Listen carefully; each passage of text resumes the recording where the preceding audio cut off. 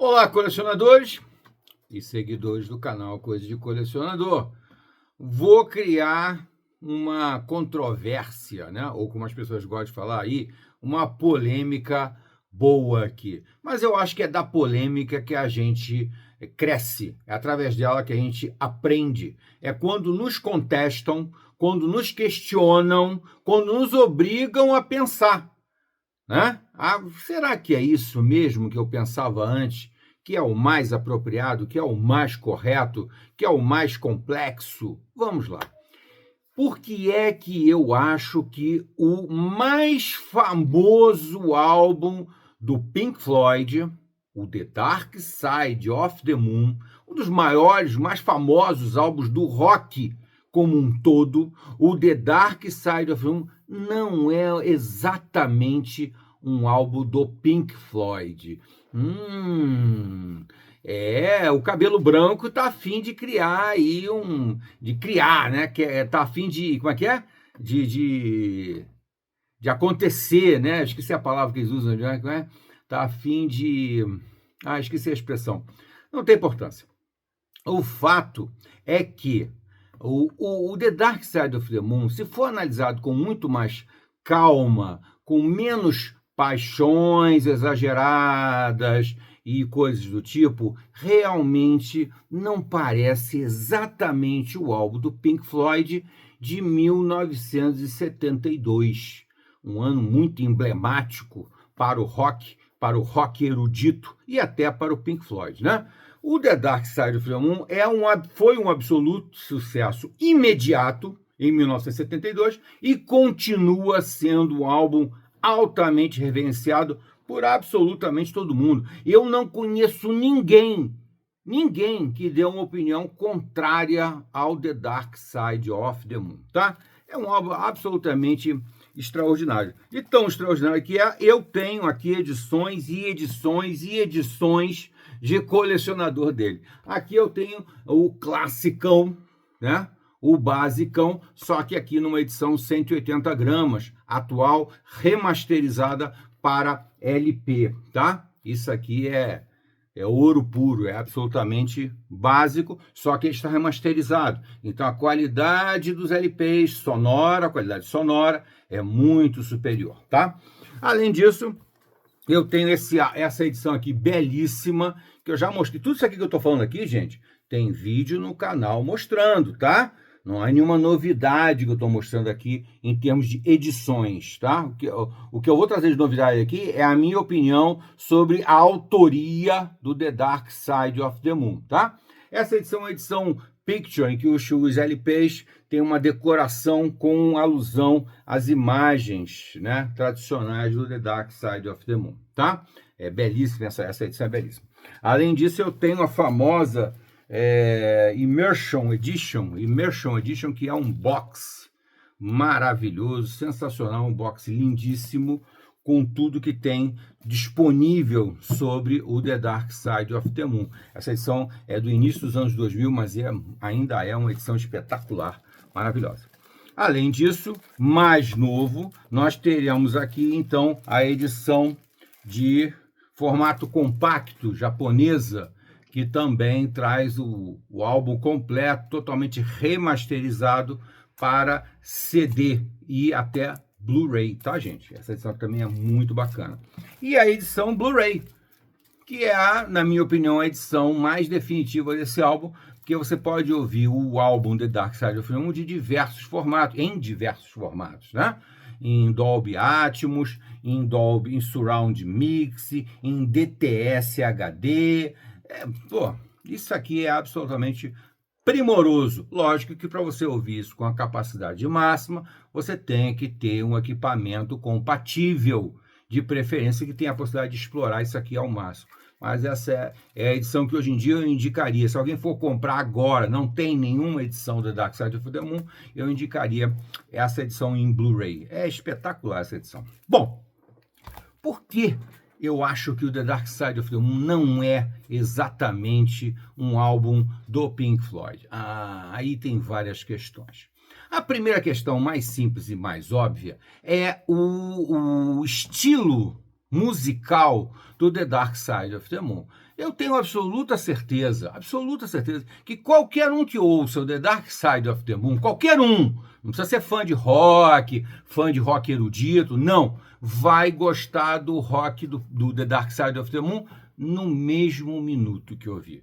Ele é, essencialmente, um rock pop, um rock comercial, no melhor sentido dessas palavras, tá? Não estou usando um sentido pejorativo, uma conotação negativa, não. Estou falando equilibradamente. O melhor do pop, o melhor do rock. Por exemplo, como músicos como David Bowie ou como o Elton John, né? Que são músicos que nós temos sempre, todo mundo que é do rock reverencia eles, apesar de que eu não sou fã nem de Elton John, nem de David Bowie. Eu não coleciono David Bowie ou Elton John, mas respeito, porque são músicos com uma competência musical extraordinária que escolheram o viés do pop, do rock pop, do pop rock. Aí as classificações variam. Então, o The Dark Side of the Moon está na mesma categoria do rock pop de gente como esses caras aí, não é mesmo? Ou até como o Whitesnake, ou até como Rainbow, que sempre fizeram um rock mais palatável, mais fácil de você gostar, ou Creedence Clearwater Revival, que fizeram um rock que continua, todo mundo que ouve Creedence hoje em dia se apaixona do mesmo jeito que quem se apaixonou lá no iniciozinho dos anos 70, porque a sonoridade do Creedence é muito rock pop, é muito popular, é muito comercial, é muito fácil de gostar. Da mesma forma acontece com o The Dark Side of the Moon, não é mesmo? Se você quiser conseguir se libertar da sua paixão enorme pelo Pink Floyd, né, você pode observar que o The Dark Side of the Moon é um ponto fora da curva do Pink Floyd. Preste atenção, tá? Quais são os álbuns, qual é a sequência de álbuns, qual é a sequência sonora dos álbuns anteriores ao The Dark Side of the Moon?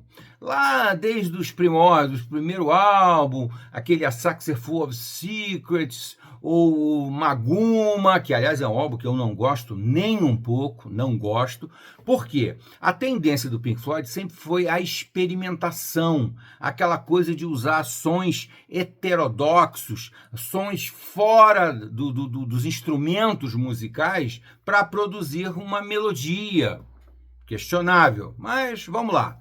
Produzir alguma melodia. Essa era a tendência básica do Pink Floyd. Se você ouvir os álbuns anteriores, mesmo dois álbuns que eu pessoalmente gosto, que é esse daqui, por exemplo, o Atom Heart Mother. O Atom Heart Mother é um ótimo álbum, tá aqui o CD remasterizado japonês e aqui a edição 12 polegadas, que também é bem legal, edição nova, se não me engano é 2023 ou 2024, por aí, 2023, tá?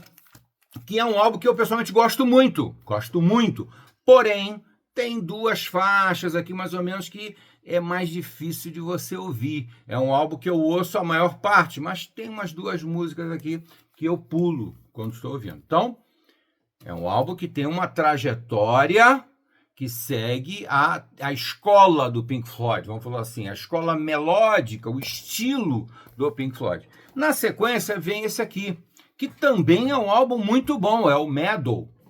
O Meddle, né, que é um álbum famoso, com algumas faixas também sensacionais, mas também com algumas irregularidades, com umas faixas que não são tão fáceis de você gostar e de você ouvir. Então, essa é a sequência. Aí, de repente, do nada, inesperadamente, surge o The Dark Side of the Moon, que não me parece dentro dessa trajetória, dessa linha melódica que vinha percorrendo o Pink Floyd. Se você parar para pensar, e se você ler um pouquinho a respeito, você vai ver que a próxima obra do Pink Floyd, que estava sendo projetada pela banda, planejada pela banda, depois do Meddle, era ainda mais heterodoxa em termos de som. Era para ser mais exótica, mais esquisita do que todos os anteriores. Inclusive mais do que o Maguma, que para mim é extremamente esquisito. E era a ideia do Roger Waters. Ele vinha colecionando há bastante tempo, em 1971, 72, ele já vinha colecionando há bastante tempo sons que ele conseguia com equipamentos domésticos, com coisas do dia a dia, com utensílios domésticos, com as sonoridades bem esquisitas mesmo. E os músicos, os três músicos, acompanhavam o Roger Waters naquela maluquice, né? Maluquice do bem, maluquice, sei lá, esquisita dele lá. Beleza. Então ele já tinha um acervo muito grande dessas sonoridades e pretendia fazer uma mixagem de tudo isso em 1972. Porém, aí de repente surge uma produção, surge um editor, um produtor, um diretor, alguma coisa que diz assim, não, peraí, vamos gravar um álbum que eu tô com uma ideia aqui, tá?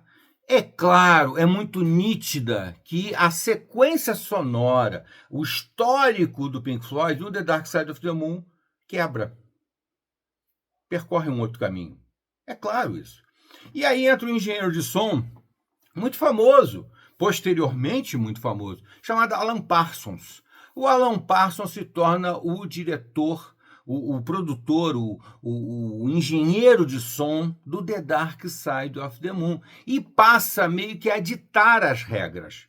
E tinha que ser de uma forma muito rígida, muito endurecida, para conseguir conter os egos da banda, principalmente do Roger Waters, que sempre foi extremamente dominador, autoritário e coisas do tipo. Nessa época, o David Gilmour não confrontava o Roger Waters, pelo menos não de uma forma ostensiva, né? Talvez nos bastidores tentasse falar uma coisa ou outra, mas não havia um confronto direto entre o Gilmour, o guitarrista, e o Roger Waters, o vocalista e baixista.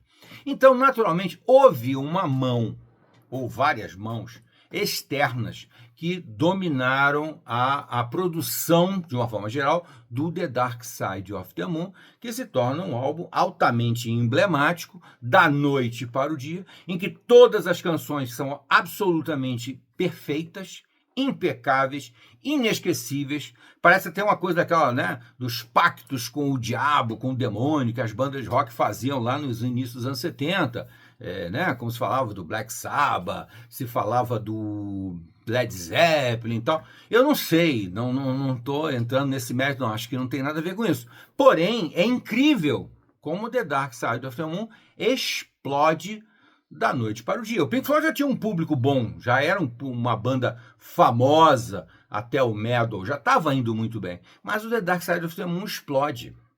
E depois, se você continuar sendo absolutamente cartesiano, absolutamente científico, analisando a obra do Pink Floyd, você vai ver que o próximo álbum, excepcional, um álbum maravilhoso, tá aquele aqui, ó, Wish You Were Here, é um álbum também impecável, em que todas as faixas são ótimas, igual The Dark Side of the Moon, Porém, ele praticamente retoma o fio da meada que ficou no Metal. O tipo da sonoridade, o jeito de executar a música, a própria temática das músicas. É muito óbvio que esse álbum aqui, na melhor das hipóteses, é uma sequência natural do Metal. Mas no meio tem o The Dark Side of the Moon, que não tem nada a ver com o Metal e nada a ver com o Wish You Were Here. Nada a ver com o Wish You Were Here. Não tem a ver.